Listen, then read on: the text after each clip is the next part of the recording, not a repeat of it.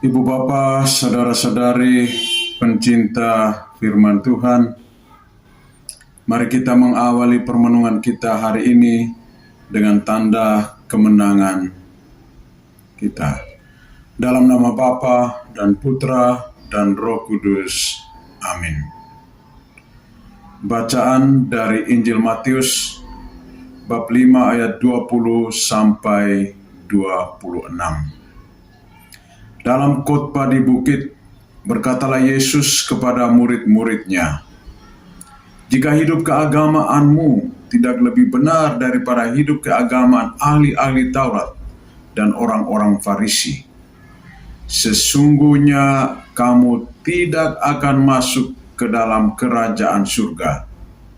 Kamu telah mendengar yang difirmankan kepada nenek moyang kita, jangan membunuh. Siapa yang membunuh harus dihukum.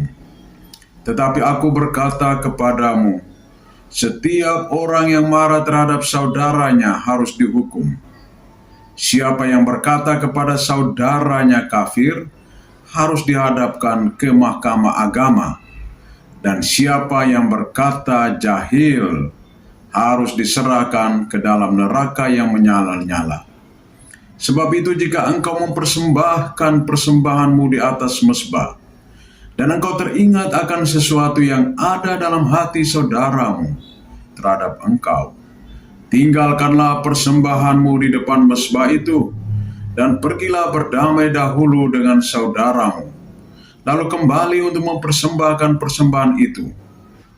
Segeralah berdamai dengan lawanmu, selama engkau bersama-sama dengan dia di tengah jalan, supaya lawanmu itu jangan menyerahkan engkau kepada hakim, dan hakim itu menyerahkan engkau kepada pembantunya, dan engkau dilemparkan ke dalam penjara. Aku berkata kepadamu, sesungguhnya engkau tidak akan keluar dari sana sebelum engkau membayar hutangmu sampai lunas." Demikianlah sabda Tuhan. Ibu bapa, saudara-saudari, pencinta firman Tuhan. Salah satu emosi yang dimiliki oleh manusia adalah amarah. Marah bila tidak dikendalikan dan dikelola secara baik dan benar, akan mengarahkan kita kepada kehancuran. Menghancurkan diri sendiri dan juga menghancurkan orang lain. Amarah adalah sumber dari segala ketidakharmonisan di dalam kehidupan. Kita lihat, bila terjadi perselisihan, kadang orang marah terhadap sesamanya, lalu mereka melakukan satu tindakan yang sangat tidak manusiawi dengan menyakiti hati sesamanya, baik secara fisik maupun secara verbal.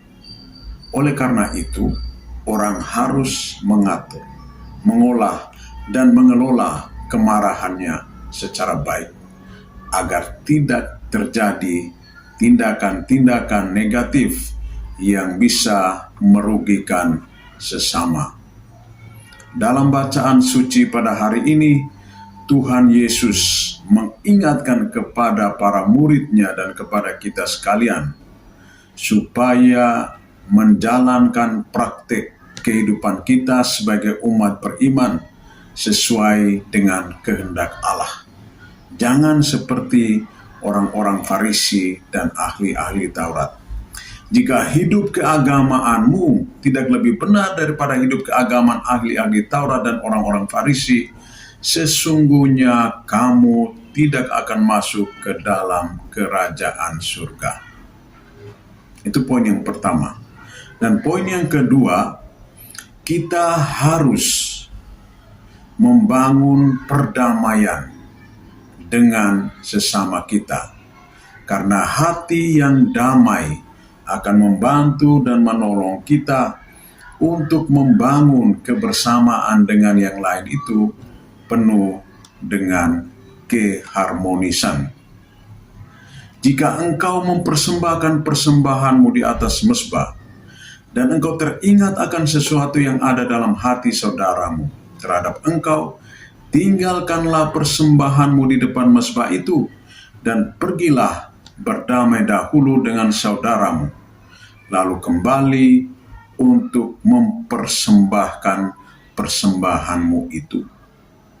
Allah akan menerima persembahan pribadi manusia yang memiliki hati yang damai dan penuh cinta. Apalah artinya kita membawa persembahan yang begitu banyak, tetapi kita tidak memiliki kedamaian di dalam hati kita. Hati kita masih diganjali oleh relasi kehidupan yang kurang baik dengan sesama kita.